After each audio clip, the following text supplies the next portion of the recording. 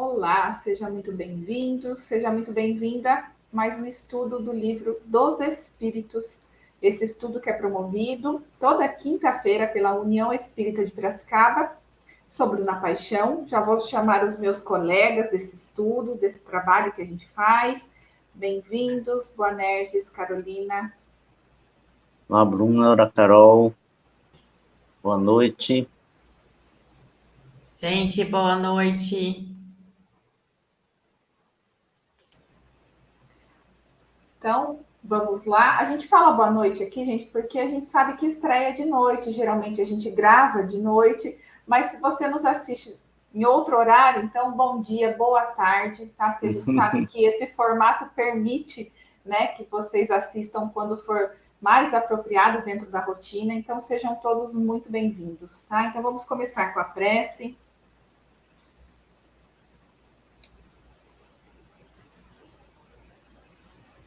Pai de bondade, de misericórdia, nós agradecemos imensamente por tudo que nos dá. Primeiramente pela vida, por essa centelha divina que carregamos dentro de nós, e depois por todas as oportunidades, todos os momentos que temos de desfrutarmos essa vida. E, acima de tudo, de caminharmos até vós, de subirmos essa escada evolutiva, cada um no seu ritmo, mas sempre dentro das oportunidades que você, Pai, nos oferece.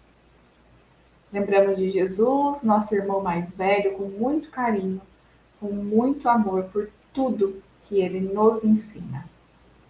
Lembramos também dos espíritos amigos, desses trabalhadores benevolentes, que, como temos estudado, né, durante essas semanas todas, lá do outro lado, nos auxiliam, interferem inclusive no plano material, mas sempre com um fim útil, sempre dentro da vontade desse nosso Pai maior, desse nosso Deus de bondade, esse nosso Criador.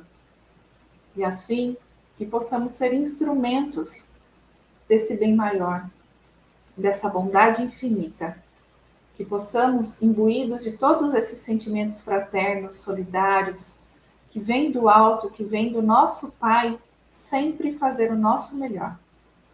E nesta 1 hora de estudo, rogamos a proteção divina, rogamos o amparo de todos esses nossos colegas do plano espiritual, que acompanham esse nosso estudo, esse nosso trabalho, que eles se façam presente, nos auxiliando no entendimento, nos auxiliando durante as nossas falas, que sejamos instrumentos de vossa paz, Senhor.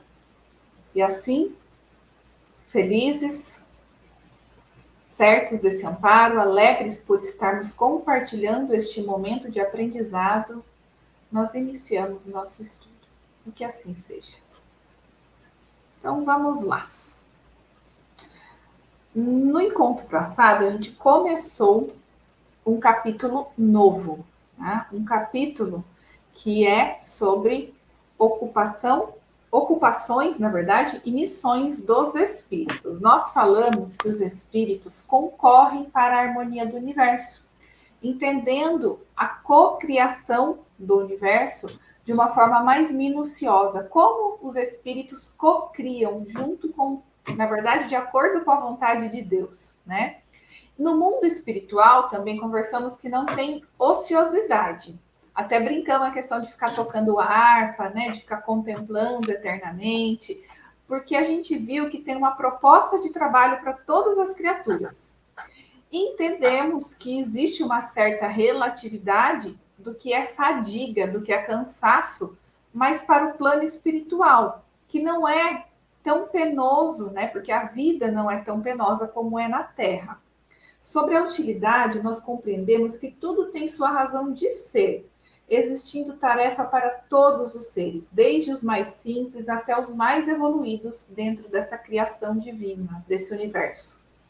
Falamos sobre a existência de um tempo para cada coisa, assim como consta em Eclesiastes, que foi uma das respostas que os espíritos utilizaram essa menção. Estudamos que, ao se atingir um certo grau de perfeição, sem a necessidade de até Bonerges comentou, né? Não tem mais que superar a si mesmo. Quando a gente chegar nesse grau, na verdade, né? É que os espíritos passam a adquirir conhecimentos que são ainda por nós inimagináveis. E é nesse momento que eles passam a contribuir para a criação e manutenção do universo de uma forma mais entendendo do processo, agindo ativamente, não que os outros não sejam co-criadores, tá?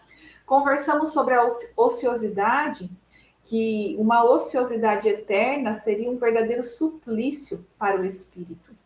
Nós vimos que as atividades dos espíritos não têm a ver com as atividades materiais dos homens, tá? E que a ação dos espíritos é incessante, porque o pensamento é constante e o pensamento é um atributo do espírito. Hoje nós vamos continuar nesse mesmo tema, fazendo a leitura de mais algumas perguntas.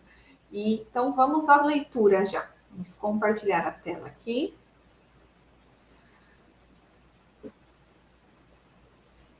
Primeira pergunta de hoje.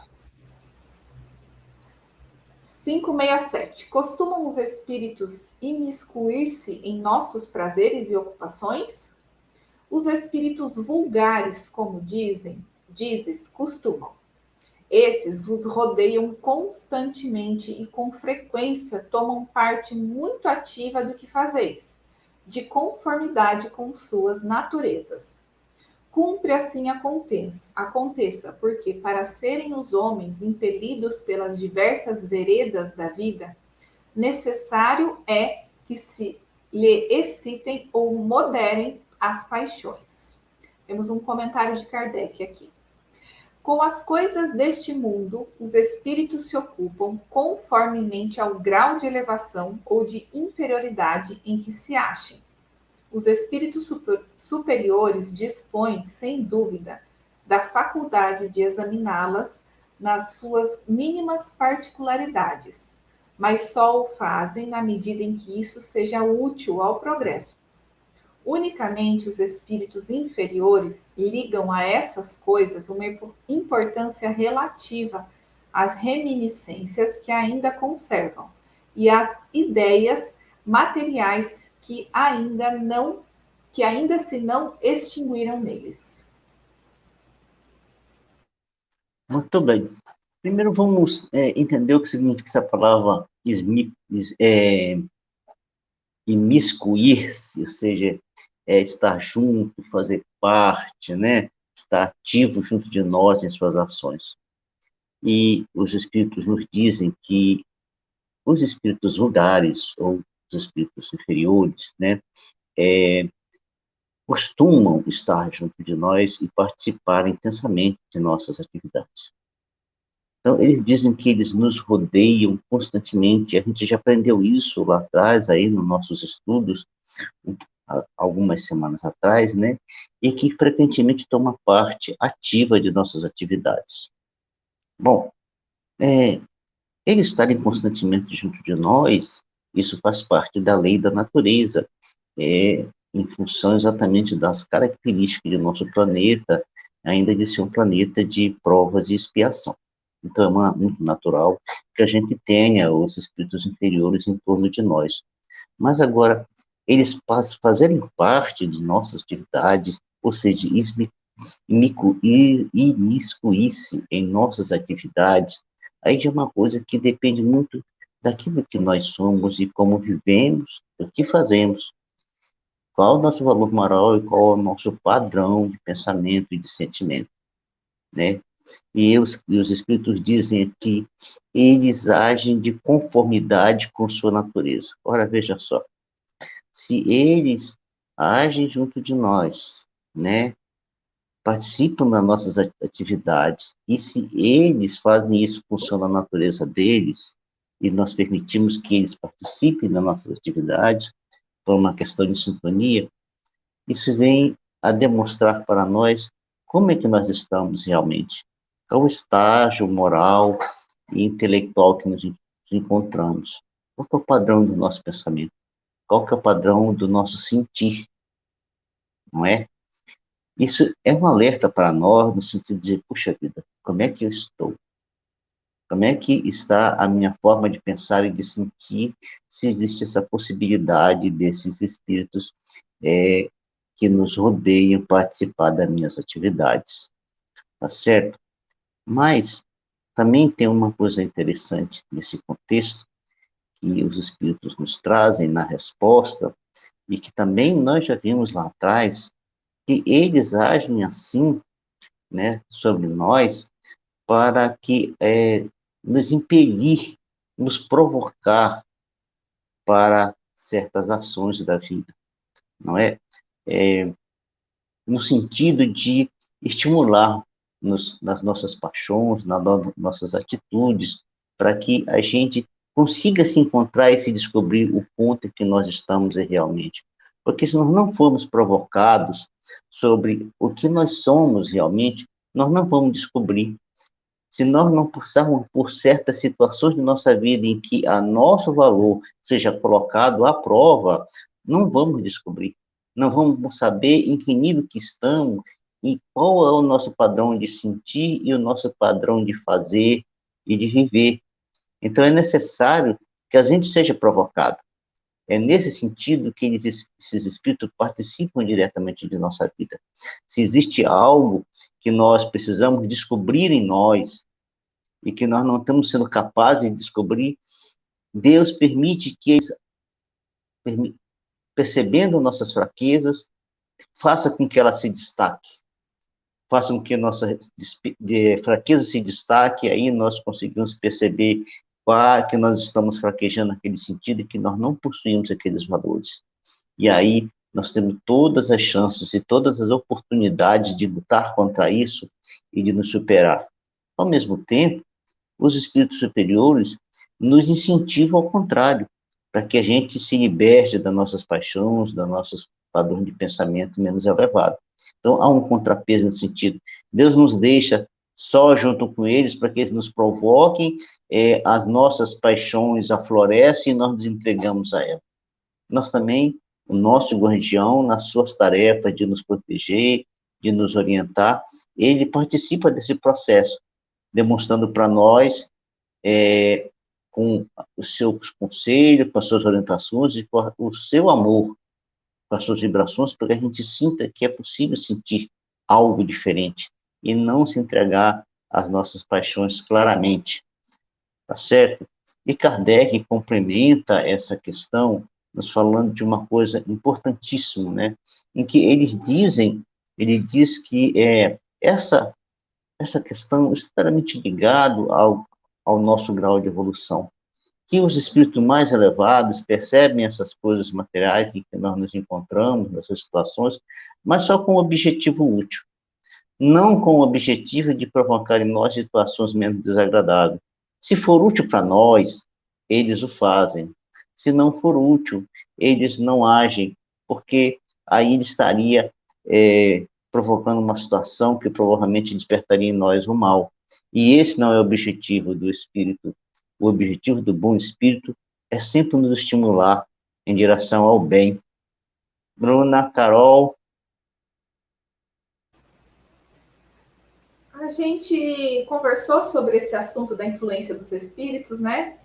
Num capítulo específico lá atrás, agora eu esqueci o nome do capítulo, mas que tem uma pergunta que é bem conhecida no meio espírita, né? Se os espíritos influenciam em nossas vidas.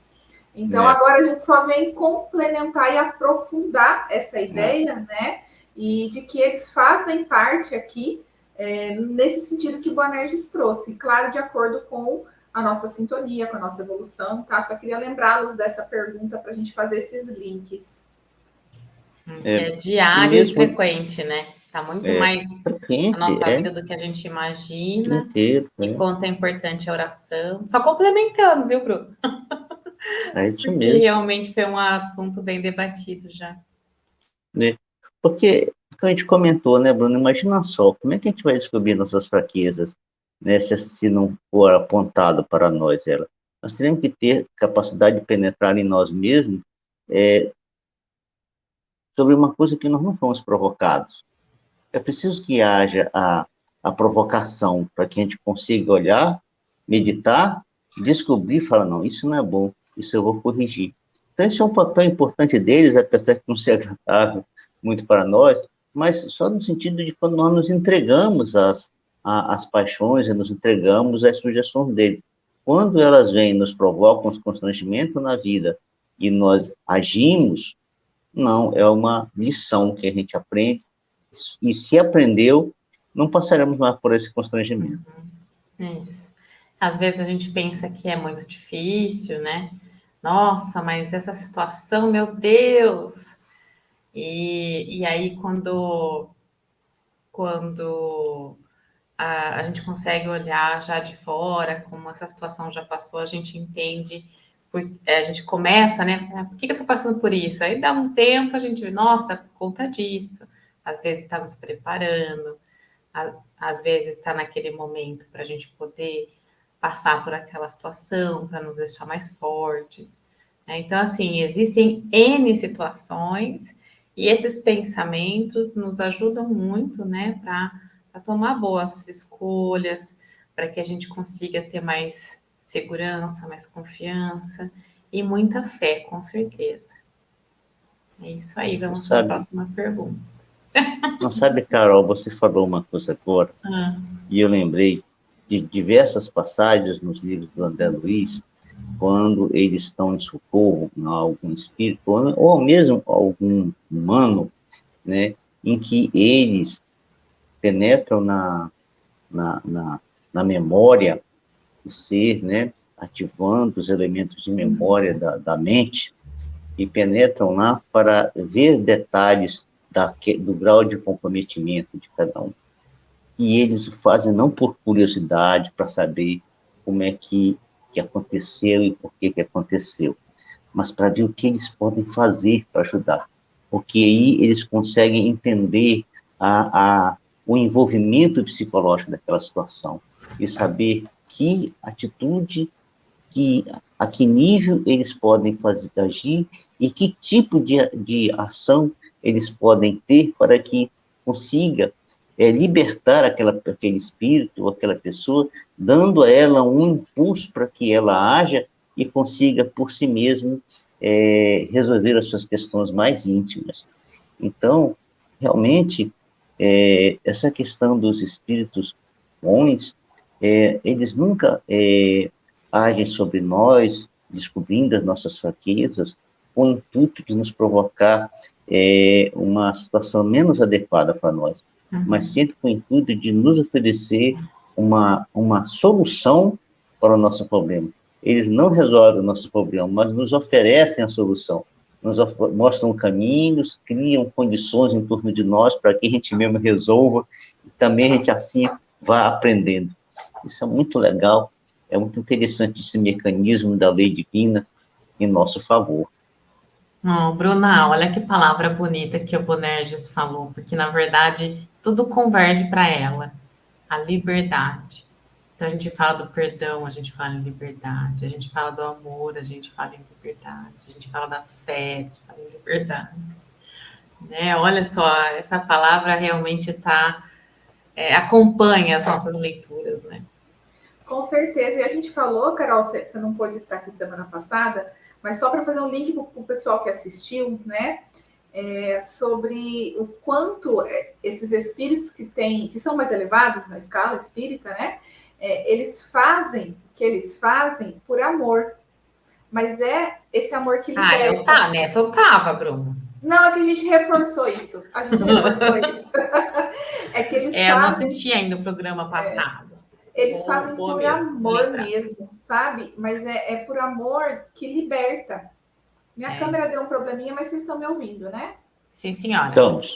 Então, e é bem isso que você trouxe, Carol. Essa questão do livre-arbítrio, né? Que todos nós temos, é exatamente por isso, para a gente poder fazer as próprias escolhas e, assumindo as próprias consequências, caminhar para frente, subir essa escada. Mas quando a gente chegar lá na frente, pelo menos isso eles nos contam, né?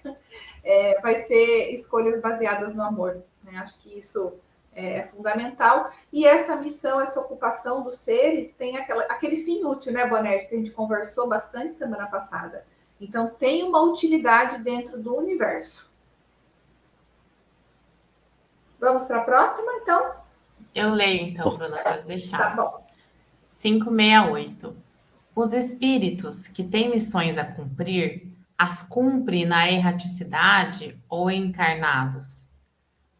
Podem tê-las num e ou no outro estado. Para certos espíritos errantes, é uma grande ocupação. Pois é. Então, num e no outro estado. E quando que é essa missão é no estado de encarnado? Podemos citar vários exemplos, não é? A gente pode, só para citar agora, no século passado e no nosso século, para a gente não ir muito longe, porque senão a lista é imensa, não é mesmo? A lista é imensa deles, a começar pelo nosso mestre, pelo nosso governador planetário. Mas vamos lá, nós tivemos recentemente, Madre Teresa de Calcutá. Nós tivemos lá na Índia, e tivemos aqui no Brasil, Irmã Dulce. Na Índia também teve o Gandhi, né? Uma tarefa linda de libertar o seu povo do jugo inglês sem disparar um tiro.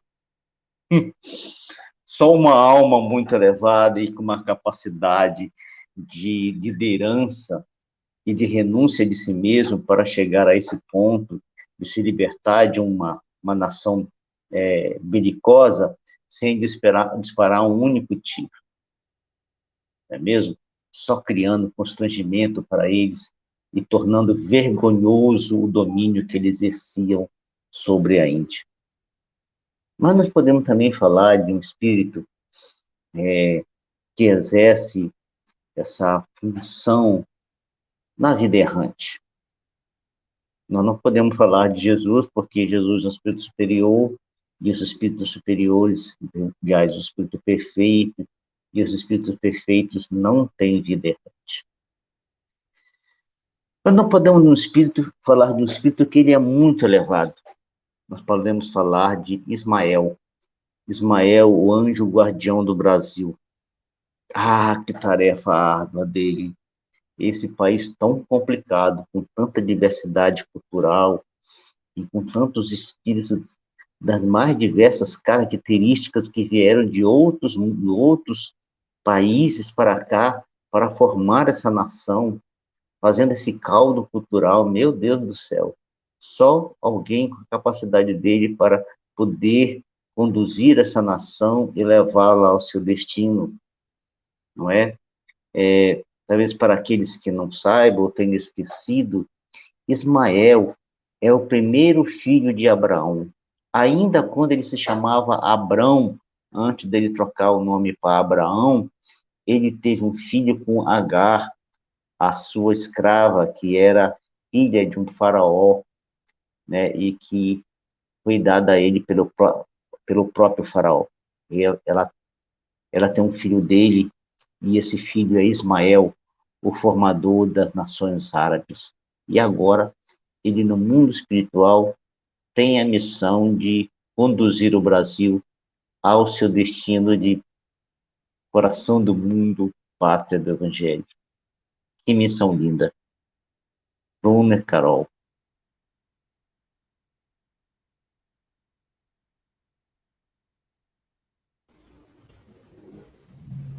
Esse Ismael tá tendo que se esforçar ultimamente, hein? Faz tempo. A tarefa dele não é fácil. Mas é sempre bom lembrar, né, que temos muitos em missão para ajudar no progresso da humanidade. Né? Isso nos dá uma força, um gás maior. Vamos saber que tem toda uma estrutura, né? Exato. Com certeza. Vamos para a próxima agora.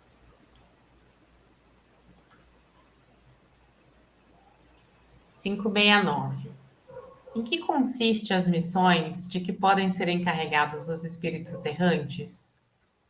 São tão variadas que impossível fora descrevê-las. Muitas há mesmo que não podeis compreender. Os espíritos executam as vontades de Deus, e não vos é dado penetrar-lhes todos os desígnios. Comentário de Kardec. As missões dos espíritos têm sempre por objetivo o bem, quer como espíritos, quer como homens, são incumbidos de auxiliar o progresso da humanidade. Dos povos ou dos indivíduos, dentro de um círculo de ideias mais ou menos amplas, mais ou menos especiais, e de velar pela execução de determinadas coisas. Algumas desempenham missões mais restritas e, de certo modo, pessoais ou inteiramente locais. Como sejam assistir os enfermos, os agonizantes, os aflitos, velar por aqueles de quem se constituíram guias e protetores, dirigi-los, dando-lhes conselhos ou inspirando-lhes bons pensamentos. Pode dizer-se que há tantos gêneros de missões quanto as espécies de interesses a resguardar, assim no mundo físico como no moral. O espírito se adianta conforme a maneira por que desempenha a sua tarefa.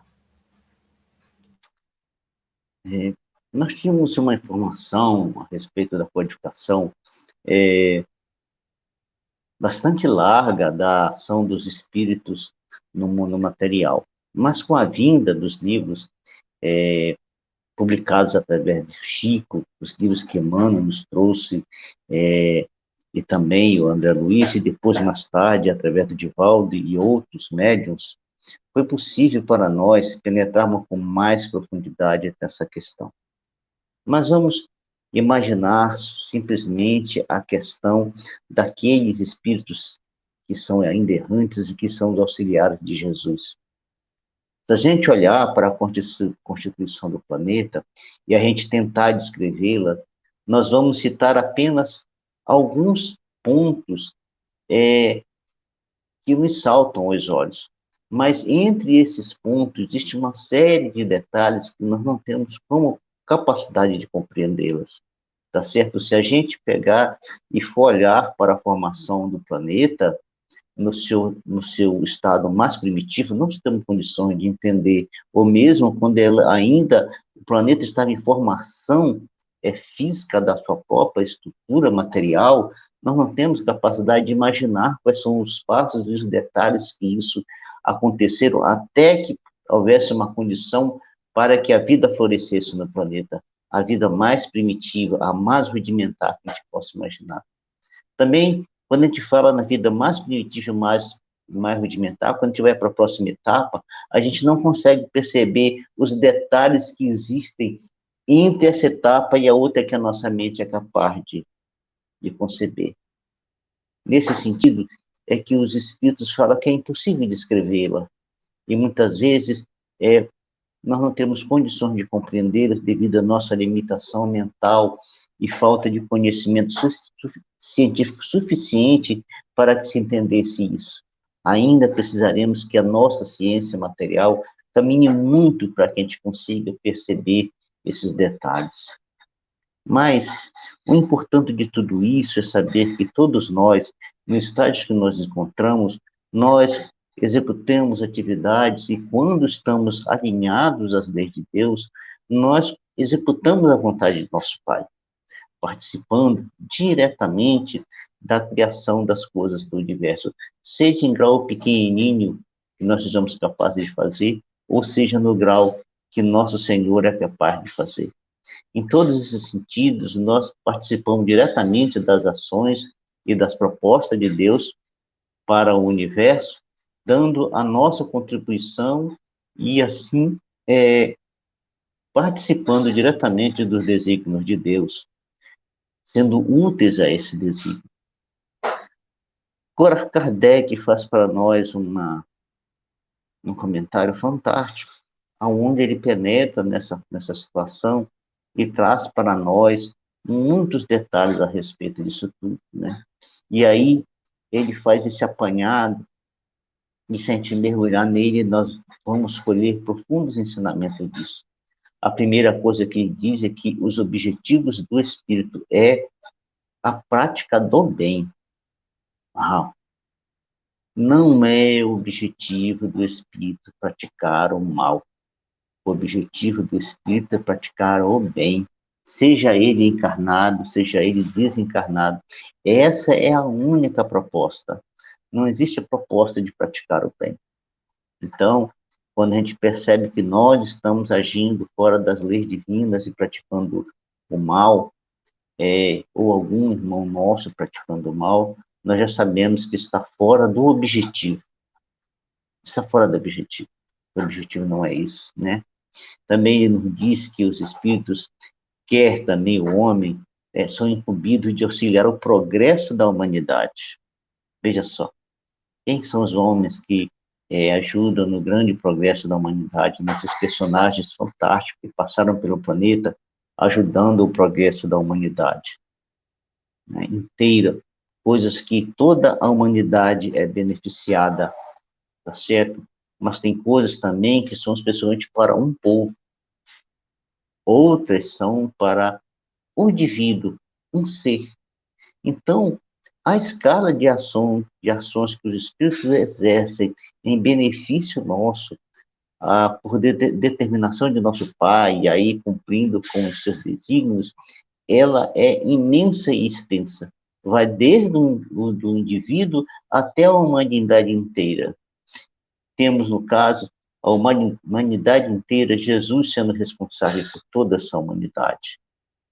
Quando falamos de um povo, nós acabamos de citar, né, Ismael como o anjo guardião do Brasil e dos outros países também que têm seus anjos guardião e que agem em mais situações, nas mais diversas situações, seja no estado de bonança, seja no estado de conflito, para que todas as coisas se resolvam dentro dos desígnios de nosso Pai. E também na situação individual, quando o nosso anjo guardião, o nosso mentor, na cultura espírita, a gente não usa muito o anjo guardião, mas quando esse espírito age sobre nós, fazendo as suas ações, nos ajudando intensamente para que a gente consiga sair vitorioso do planeta, também nos ajudando nas condições das ideias, quantas inspirações nos fazem, tá certo? Nos amparam, nos fazem de tal forma que eles nos ajudam a velar para a execução de determinadas coisas que estão programadas para nós e que a gente não tem a menor noção, porque a gente não consegue perceber as coisas. A gente só percebe que aquilo faz parte de nossa existência quando nós estamos dentro dela. Quando nós percebemos, nós estamos mergulhados numa situação e não estamos despreparados para elas. A gente mergulha e aí a gente, puxa, eu nem imaginava que isso ia acontecer comigo, aconteceu. Está lá, ele agindo para que você passe por essa experiência e assim você se desenvolva e aprenda mais e realmente faça o seu programa espiritual que está determinado para você, dentro daqueles parâmetros que a gente estudou, né, de um gênero de provas, para que você possa se desenvolver e assim sair vitorioso do planeta, tá certo? E isso se amplia ao tal modo que eles podem agir tanto com as pessoas, como acabamos de falar, como em situações locais, onde envolve muito mais pessoas, tá certo? Também eles ajudam enfermos nos hospitais ou no lar, quando alguém está doente, quando alguém está agonizante, ou seja, no momento da morte. Nós temos diversas citações em que as pessoas começam a descrever que estão vendo espíritos, eles ali estão agindo. Nos conflitos entre as pessoas, eles agem de tal forma a apaziguar, a trazer a paz. Então, veja só que há uma gama de ações e de possibilidades para que esses espíritos ajam em torno de nós, que é uma verdadeira proposta de alívio para nós, de consolo e de esperança, que nos dão para que a gente perceba a realidade das coisas da vida e a gente consiga, de alguma forma, mensurar o que é o mundo espiritual em relação ao mundo material, para que a gente não se apegue demais às coisas materiais. Porque a gente tendo a noção dessa realidade, desse mundo espiritual agindo diretamente sobre o mundo material, agindo sobre as coisas, mas também agindo sobre o homem orientando, preparando, agindo sobre os povos, sobre as nações, sobre o planeta como um todo. Isso nos dá uma esperança e uma consciência de uma realidade da vida que extrapola e nos liberta completamente do padrão mental que a gente vive até agora, desse padrão mental em que o materialismo se faz presente na sociedade humana, fazendo com que a gente dedique todo o nosso dia, desde a manhã até a noite, com um único objetivo: viver para as coisas da matéria. Viver único, exclusivamente para as coisas da matéria. Não que isso seja ruim, explicitamente, no seu sentido mais íntimo, mas quando nós excluímos a vida espiritual dessa tarefa diária, nós vivemos uma vida mecânica e perde sentido, perde valor, porque vira apenas para o imediatismo. Mas quando nós inserimos o valor espiritual à nossa atividade diária, desde o acordar até ao deitar, e isso alcança um outro significado na vida, um outro valor para nós, que a gente consegue fazer as tarefas sem sentir aquele cansaço, aquele desgaste natural do dia a dia, que provoca em nós conflitos,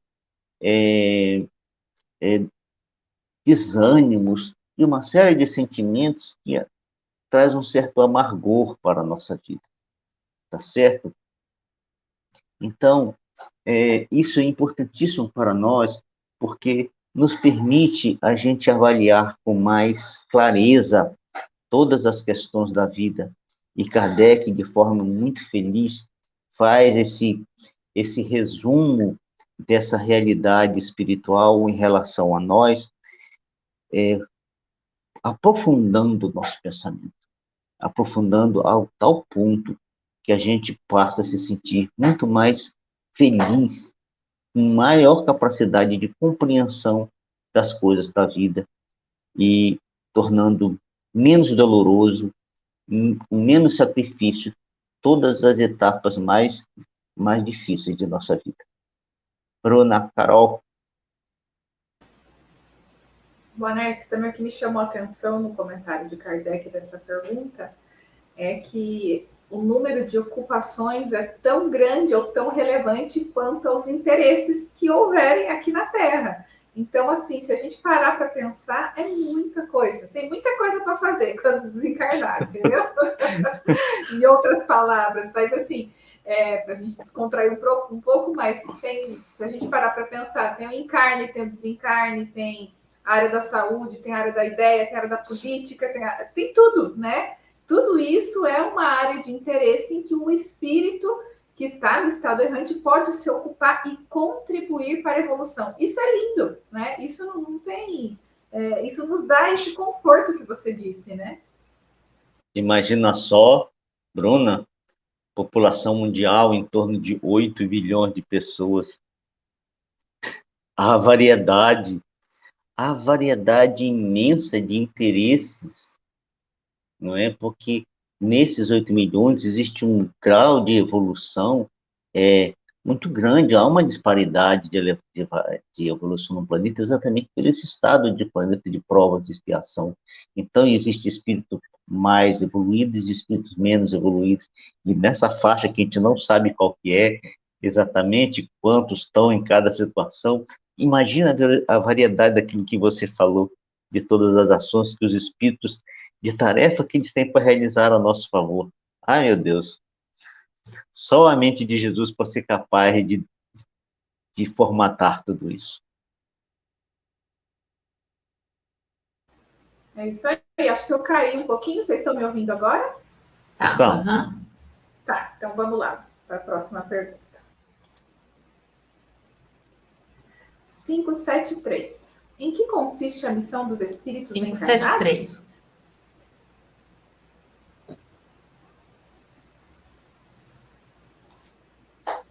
Em que consiste a missão dos espíritos encarnados? Em instruir os homens, em lhes auxiliar o progresso, em lhes melhorar as instituições por meios diretos e materiais. As missões, porém, são mais ou menos gerais e importantes. O que cultiva a terra desempenha tão nobre missão como o que governa ou o que instrui. Tudo em a natureza se encadeia. Ao mesmo tempo que o espírito se depura pela encarnação, ocorre dessa forma para a execução dos desígnios da providência. Cada um tem neste mundo a sua missão, porque todos podem ter alguma utilidade. Olha aí a preocupação de se fazer útil, né? Pois é. Então, vamos lá. Os próprios homens têm a missão de instruir os homens. Esses homens maravilhosos que passaram pelo planeta e que estão aí também no planeta hoje, trazendo informações preciosas para nós, que nos auxiliam no nosso progresso, seja na nossa instrução do nível mais básico da nossa instrução, até a mais elevada, tá certo?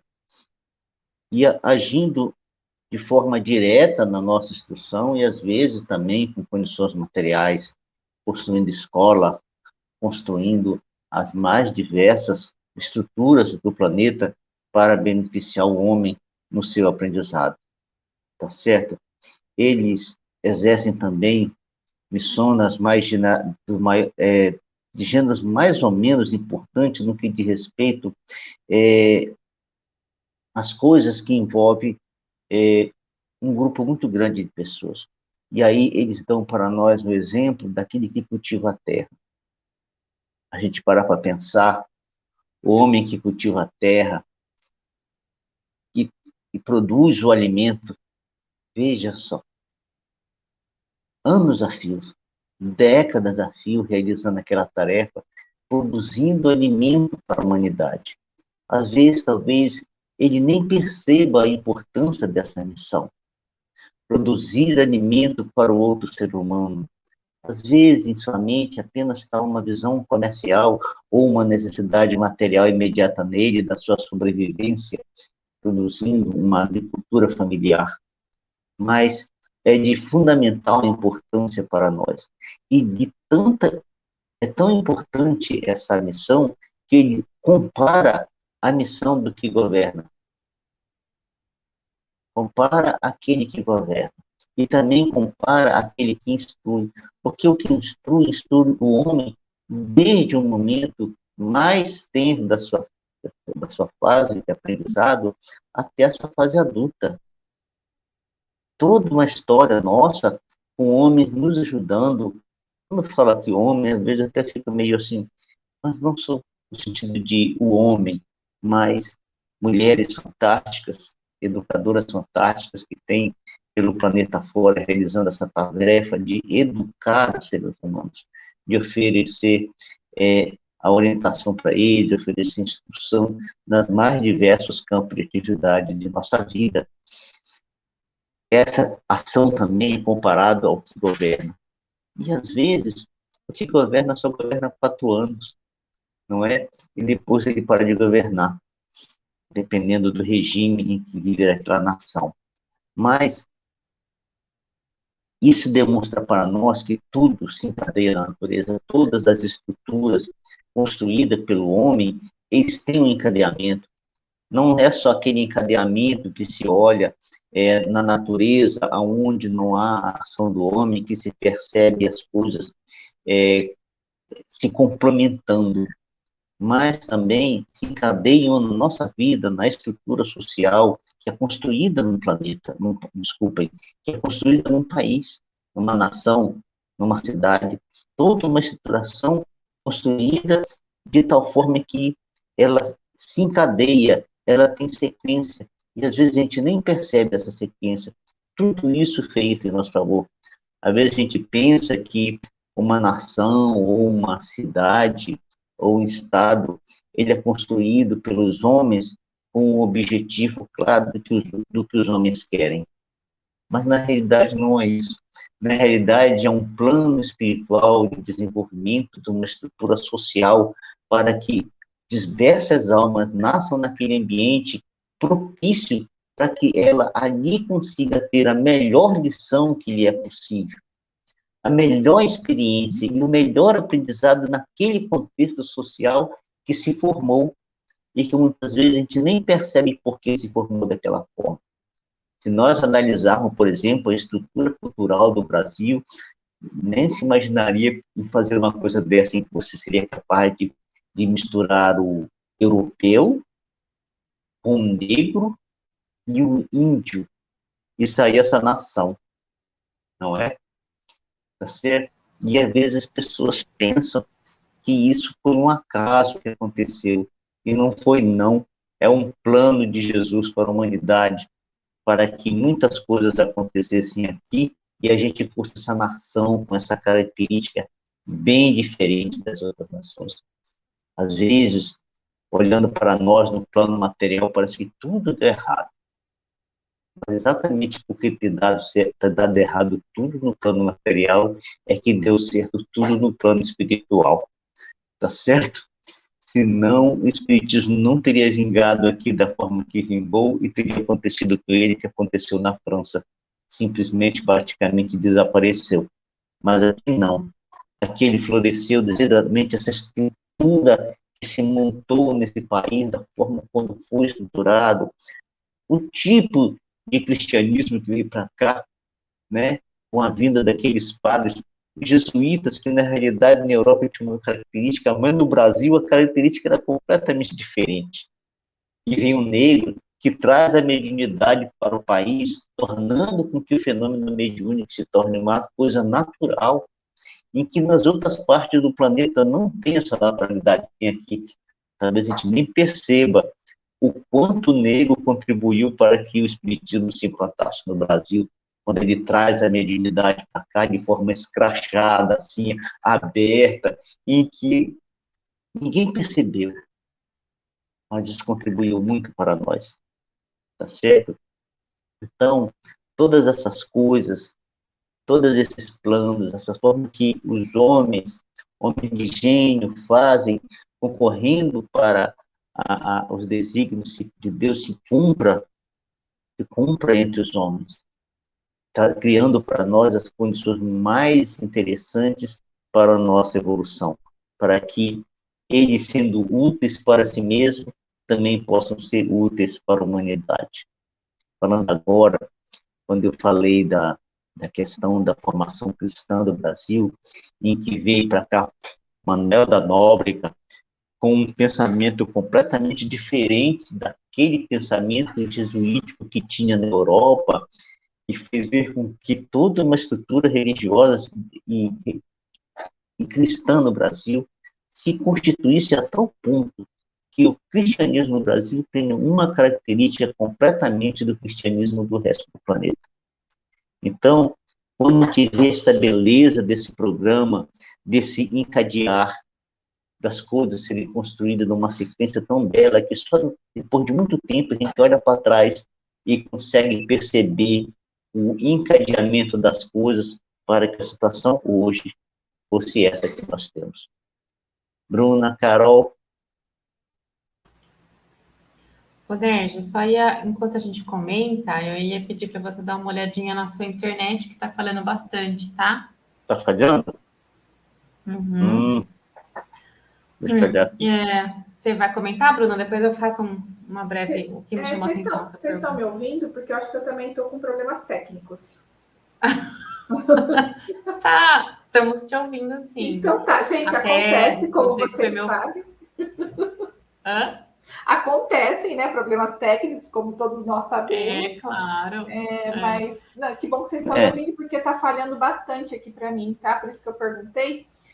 Mas é isso, a missão... Estou oscilando aqui, pessoal, eu não tenho muito o que fazer, não é aqui não.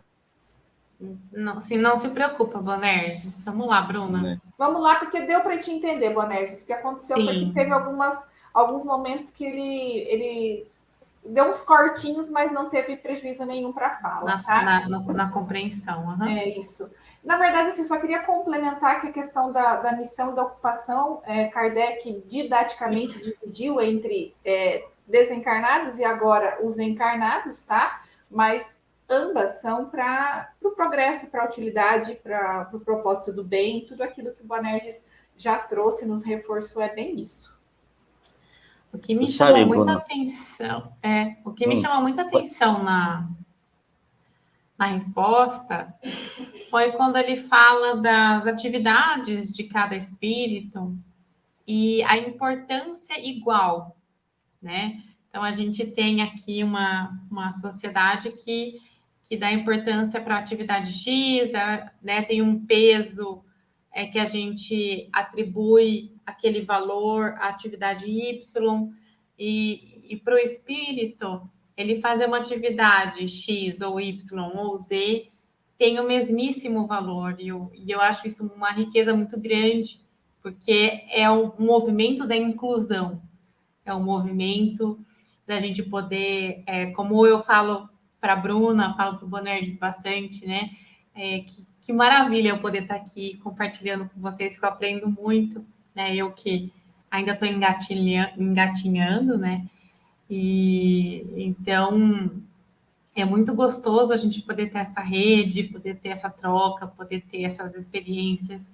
E esse formato que a resposta dessa pergunta nos traz, ele é interessante porque eu nem consigo imaginar uma organização, né, que pudesse ter tamanha inclusão. Pois é. A gente, que a proposta materialista para a gente, ela assim, é muito rasa, né? É muito rasa. Então, a gente não consegue isso. Como que a gente poderia, sem essa provocação de espíritos, imaginar, colocar no mesmo nível o agricultor do que governa? E o que instrui do que governa? Porque o que governa, ele tem uma ação sobre todo o povo de uma nação, tá certo? Mas o agricultor, ele cria condições de comida para todo mundo. Sem a comida, a gente não poderia existir, não daria para existir, tá certo? E sem a instrução também, como é que faz? Ficamos toda na ignorância. Então, ele cita 3 exemplos que parece assim que se complementam. Um produz alimento para todo mundo, o outro governa a nação, e o outro instrui. Coloca os 3 no mesmo nível. E a importância, quando a gente para pensar, a gente vê que realmente a importância é muito grande para esses 3 níveis. E por isso que eles colocam no mesmo nível. Né? A gente, na sociedade, pensar nisso é assim, quase que imperceptível para nós, né?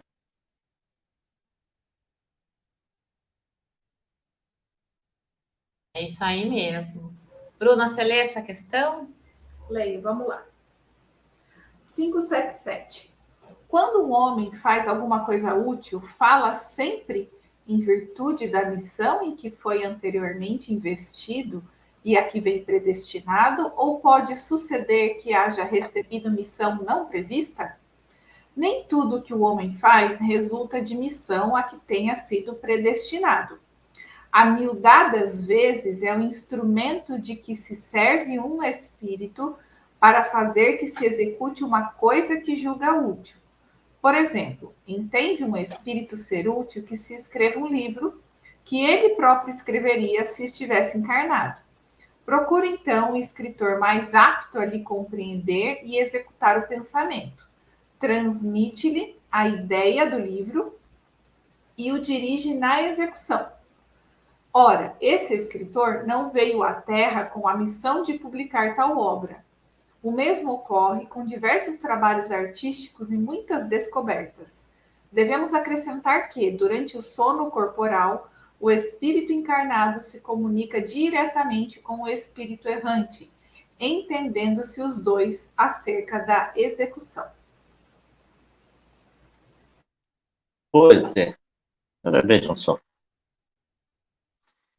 A gente, quando reencarna, que trazemos o nosso programa reencarnatório, existe uma gama de atividades que estão no programa reencarnatório, uma série de gamas de atividades que estão na circunstância da vida, do ambiente em que nascemos.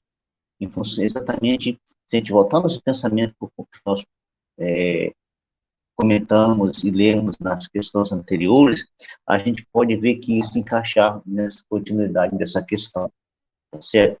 Então, pode acontecer exatamente esse tipo de coisa, em que você tem uma tarefa específica e você tem uma modalidade especializada nas suas atividades, tá certo?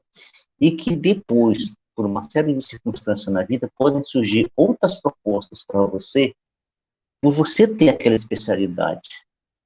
Se você se dispuser a participar dela, você tem um ganho, porque você não ficou restrito ao teu plano. O teu plano era X, você pegou ao X e incluiu Y, tá certo? Então ficou X mais Y, sem fugir do teu plano. Você estende, torna ele maior, mais intenso, sendo mais útil para você mesmo e para os outros. E aí é quando os espíritos citam o caso de um escritor. Mas nós vamos citar agora aqui alguém que não era escritor, mas que publicou um número imenso de livros e trouxe conhecimentos fabulosos para nós, principalmente para nós, os espíritas, e para aqueles que no futuro, ou agora mesmo, que não sejam espíritas, que se debrucem sobre os livros que o Chico publicou, poderão tirar de lá grandes ensinamentos e grandes propostas. Eu quero falar aqui no caso específico dos livros publicados através de André Luiz. O Chico começou a publicar os primeiros livros dele aproximadamente aí no final dos anos 20, eu não lembro exatamente a data. E pelos que nos conta, André Luiz deve ter desencarnado no início dos anos 30. É muito provável que quando o Chico começou a psicografar, André Luiz ainda estava encarnado. É muito provável. Depois, André Luiz fica um tempo no umbral, e depois ele é socorrido e ele vai para a colônia Nosso Lar. Lá na colônia Nosso Lar, depois que ele começa a se conscientizar das coisas do mundo espiritual, ele resolve trazer para os homens aquilo que ele tinha vivido, as experiências dele, aquilo que ele estava apresentando no mundo espiritual. E através de quem que ele traz? Através do Chico. Estava programado para o Chico psicografar os livros de André Luiz? Não. Não poderia estar, porque André Luiz estava encarnado, provavelmente.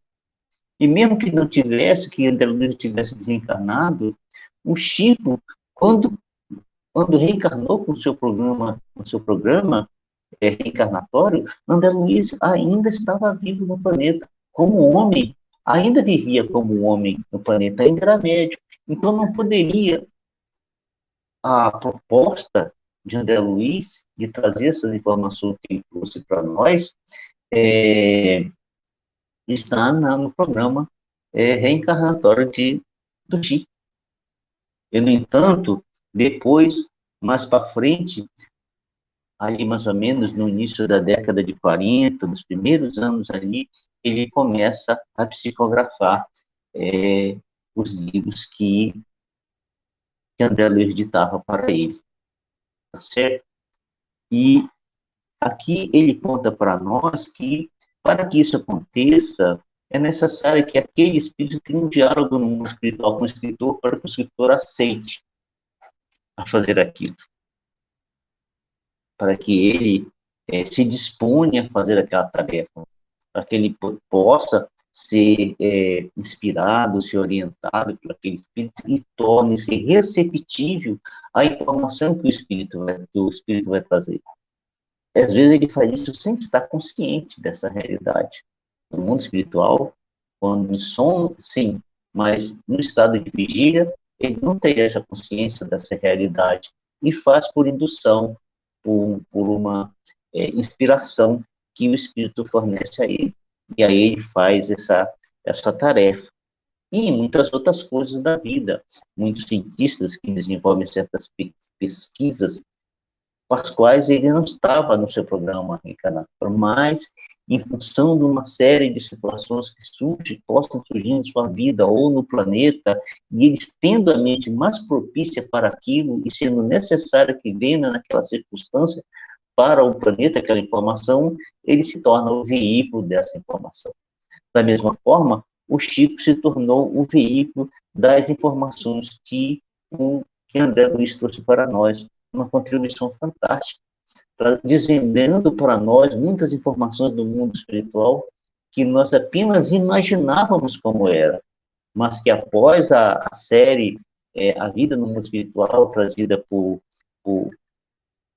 pelo André Luiz, tudo ficou mais claro para nós. Tudo ficou mais lúcido. A lucidez na doutrina espírita se tornou muito maior do que já era. Então, a gente vê essa realidade numa situação bem prática para nós, dessa informação que os espíritos nos dão nessa resposta a Kardec, Bruna. Carol. Boanerges, eu acho que teve uma piora aí na oscilação da sua internet, tá? Se você puder sair e entrar de novo para a gente ver se resolve isso, tá. Porque nós temos mais 2 perguntas, né? Tá, vou sair. Enquanto isso, eu e Carol vamos aqui comentando. E como o Boanerges disse, tá? Dessa última questão, nem sempre há uma missão, mas tem sempre aquele que tem um instrumento para, ou melhor, pode ser instrumento desses desencarnados, né? Como o Chico foi de André Luiz, muito bem colocado esse exemplo. Isso pode acontecer e daí surgirem obras belíssimas, né? Vamos ver se melhorou. E aí, Boanerges? Melhorou? A sua imagem já está melhor. Mas a voz não? Melhorou também. Melhorou, cara? Melhorou. Ficou compreensível o comentário da outra? Não? Não, acho que até se você quiser fazer um resumo das 2 últimas perguntas, não sei qual que é o caminho que a gente vai tomar, Bruna. Então, Boanerges, porque assim, a gente estava até em dúvida, porque para a Carol o áudio estava bem mais pior do que para mim, tá? Até por isso que eu esperei um pouco para ver se normalizava.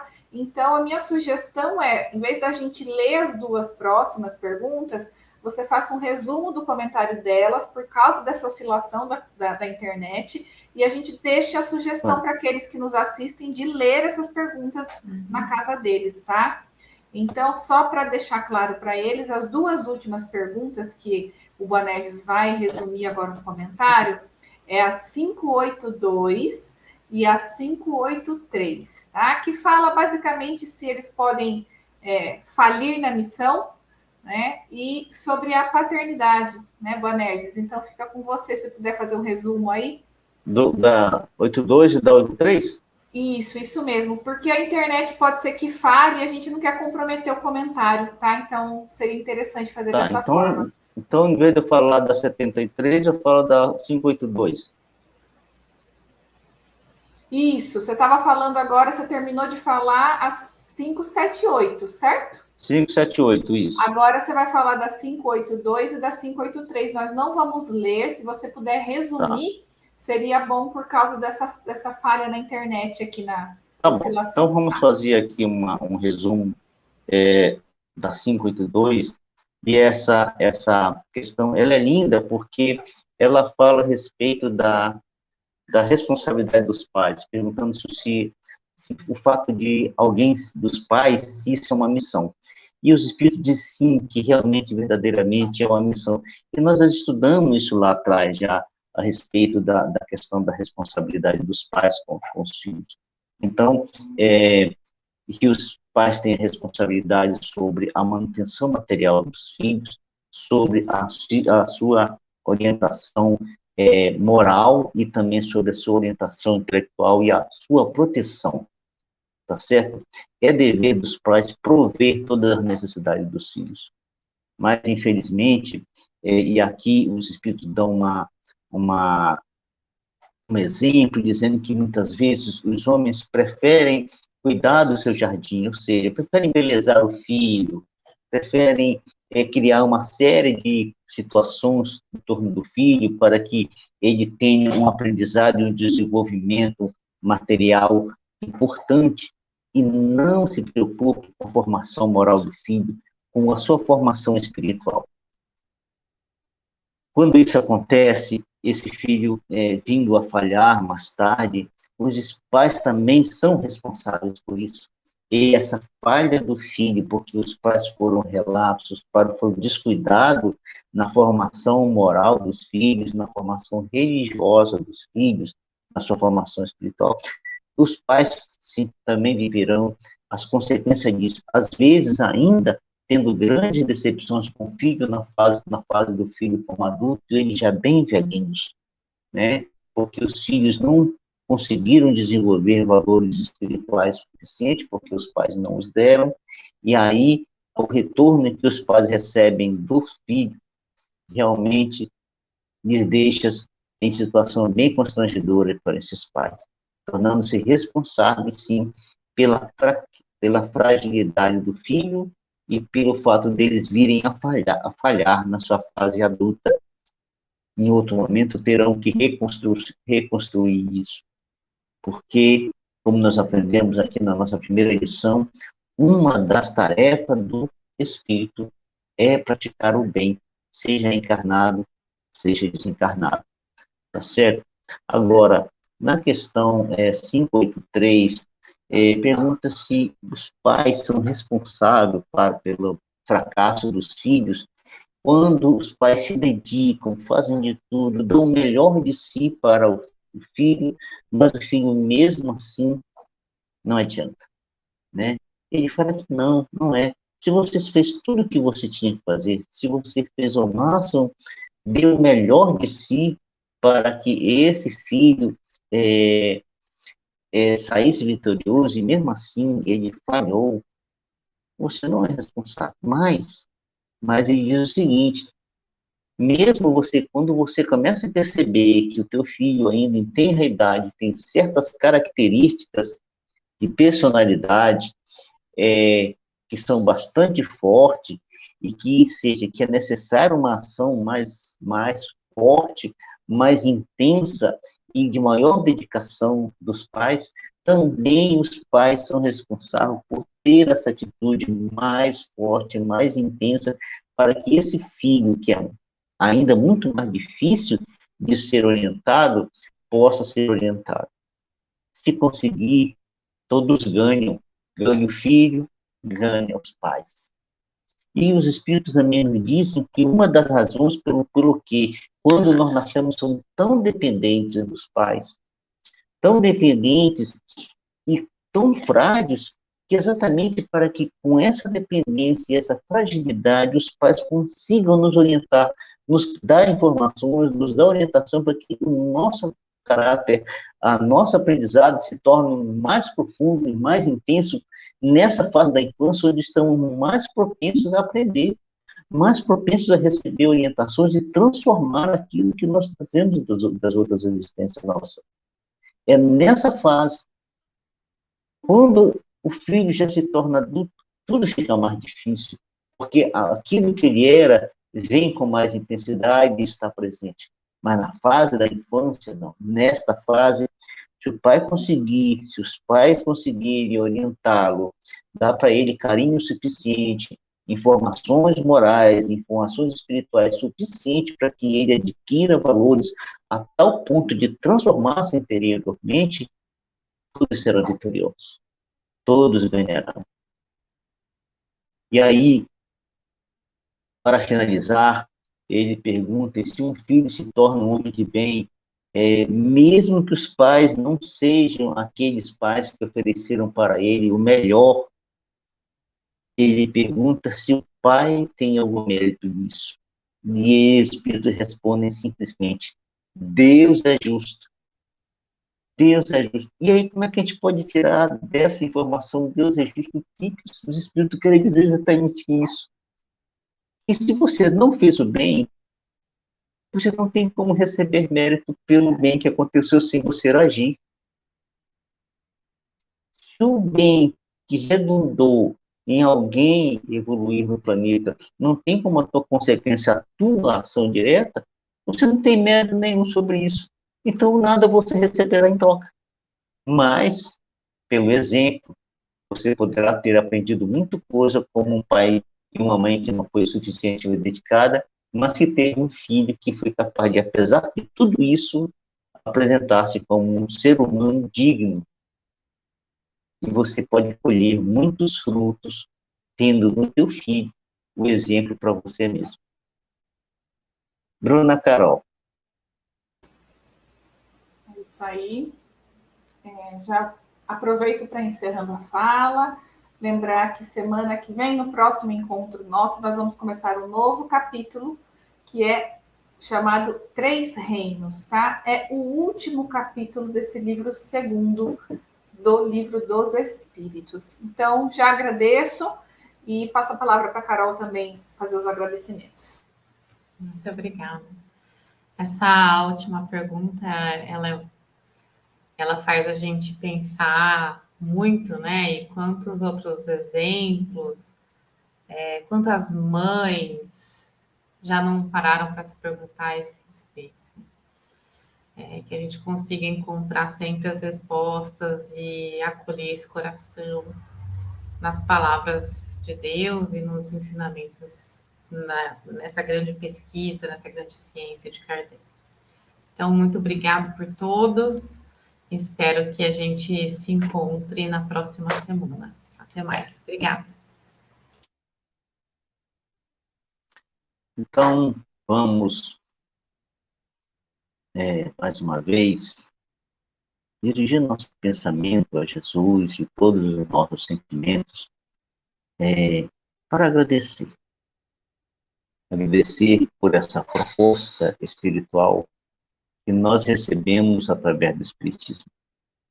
Principalmente no que diz respeito a essa última questão do nosso estudo de hoje, a respeito de nossas responsabilidades quanto pais. Ô Mestre Senhor, inspira-nos e orienta nós que somos os pais e aqueles que ainda serão pais, no sentido de que nós sejamos capazes de perceber a nossa responsabilidade perante Deus por um ser novo que entre em nossa família, por um novo filho, seja o primeiro ou não, qualquer que seja ele, esse senso de responsabilidade por ter sido colocado em nossas mãos um novo filho de Deus que renasce no planeta com uma proposta reencarnatória, com uma proposta de se tornar um ser melhor, com a proposta de crescer, de evoluir, de resolver as suas questões mais íntimas perante a lei de Deus. E que nós como pais, temos muito a contribuir, muito a dar de nós para que ele saia vitorioso no final da sua existência. Que ele possa, diante do apoio que nós demos a ele, da orientação que demos a nossos filhos, de todas as condições que colocamos a favor dele, para que ele vença ao final de sua existência material. Mas, se de alguma forma, Senhor, falhamos e fraquejamos da onde, no momento em que deveríamos educar e que nos omitimos, que agora, consciente dessa realidade, Senhor, tu nos apresente nova oportunidade para corrigir aonde erramos, se ainda há tempo. Nos permite, Mestre querido, essa nova oportunidade, nos oferecendo as condições adequadas e que nós sejamos capazes de perceber essa nova condição que nos oferece para corrigir, para refazer, para melhorar, para que possamos realmente cumprir com as nossas tarefas de paz. Diante de toda essa informação, te agradecemos por toda a orientação que tu nos tem dado, por todas as facilidades e circunstâncias que tu colocaste em nossas vidas, para que possamos cumprir a nossa tarefa e sair do planeta vitoriosos. Obrigado, Senhor. Muito obrigado. E que sejamos capazes de sentir entre nós a tua paz e o teu amor. Que assim seja.